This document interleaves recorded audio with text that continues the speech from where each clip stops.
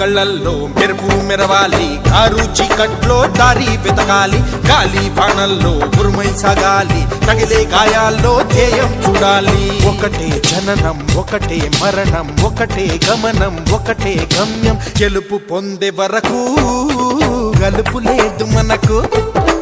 బ్రతుకు అంటే గెలుపు, గెలుపు కొరకే బ్రతుకు.